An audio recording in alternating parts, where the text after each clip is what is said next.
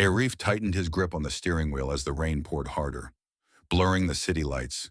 The wipers screeched back and forth, matching the rhythm of his tired heartbeat. He'd been driving since dawn, and yet the meter showed only a few hundred rupees. Not enough for dinner, not enough for milk for his two little girls waiting at home.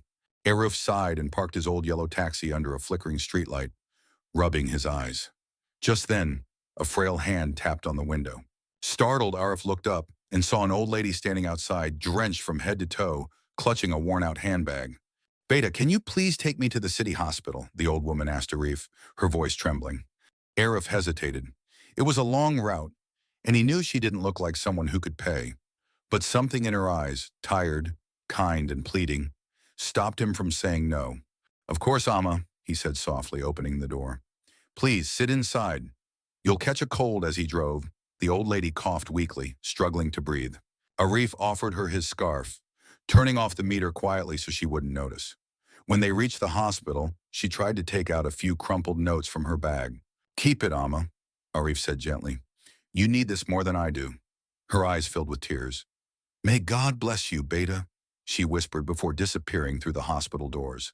Arif drove home that night with an empty wallet but a strangely peaceful heart. His daughters ran to hug him as he entered the small one-room apartment, and his wife served plain lentils for dinner. "Maybe tomorrow will be better," he told her, forcing a smile.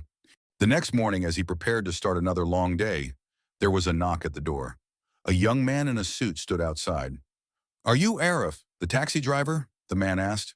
"Yes," Arif replied cautiously. "I'm Dr. Samir from City Hospital. The old lady you helped last night, she passed away peacefully. She was my grandmother. Before she died, she told us about a kind taxi driver who refused to take money and asked me to find you."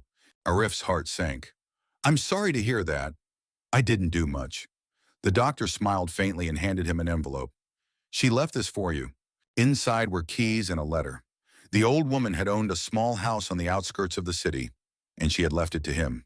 Tears welled up in Arif's eyes as he read her final words. "You gave me kindness when I had nothing left.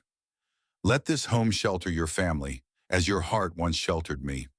That night, Arif sat quietly by his daughter's bedside, the keys glinting in his hand.